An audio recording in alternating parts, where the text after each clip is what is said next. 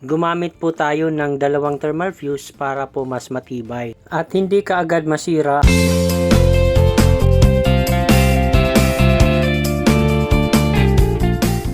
Magandang araw sa ating lahat. Ito, may gagawin tayo. Isa na namang electric fan, isang wall fan. Plug in natin sa power source. Tapos i-turn on natin ang switch control. Ayan.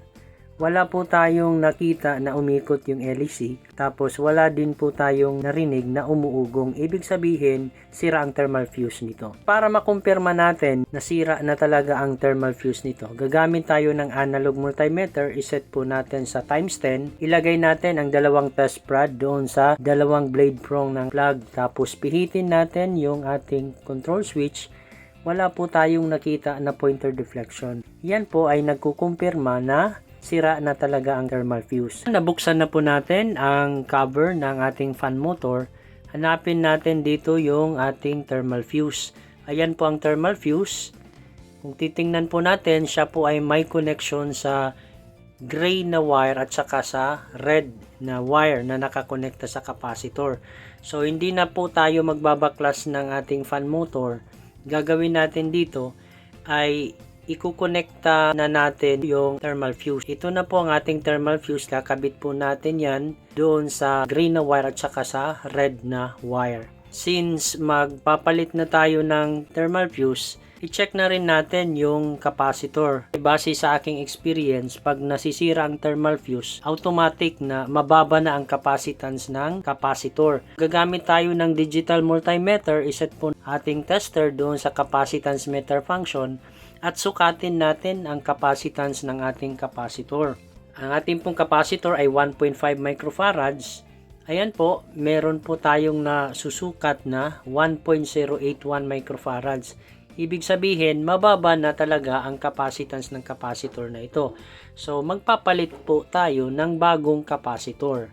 Bago po tayo magpalit ng capacitor, ipapakita ko lang po sa inyo na ito na po yung ating ginawa na pagdugtong ng bagong thermal fuse doon sa kulay gray na wire at saka sa kulay red na wire.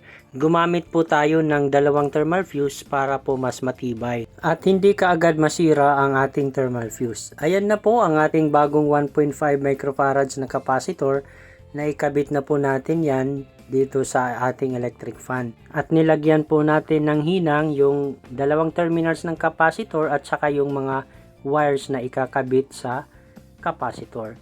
Dito ay susukatin muna natin ang capacitance ng ating capacitor. Ayan po, meron po tayong nasukat na 1.525 microfarad. So, ibig sabihin, okay po ang capacitor na ito. Ngayon naman ay ikabit natin ang black na wire sa isang terminal ng ating capacitor. Ihinang po natin yan. Pag maghihinang po tayo ay kailangan po natin mag-ingat para hindi po tayo mapasok. Tapos, lagyan po natin ng shrinkable tube yung ating connection ng thermal fuse at saka gray na wire. Tapos, ang sunod po niyan ay lagyan din natin ng shrinkable tube yung isang terminal ng thermal fuse na idinugtong natin sa kulay red na wire. Tapos, initin natin ang ating shrinkable tube para mas kumapit siya doon sa wires at para po tayo magkaroon ng magandang insulation. Purpose po natin ng insulation ay para po hindi yan didikit sa ibang parte ng ating fan motor. Pagkatapos po natin malagyan ng shrinkable tube yung ating connection ng thermal fuse at saka yung gray at saka red na wires, ikabit na po natin yung ating red wire doon sa isa pang terminal ng capacitor. Ang sunod na gagawin natin dito ay ayusin lang ang paglagay ng ating thermal fuse doon sa fan motor. Dapat po ang paglagay ng thermal fuse, yun pong madidetect niya yung init ng fan motor. Gaya niyan.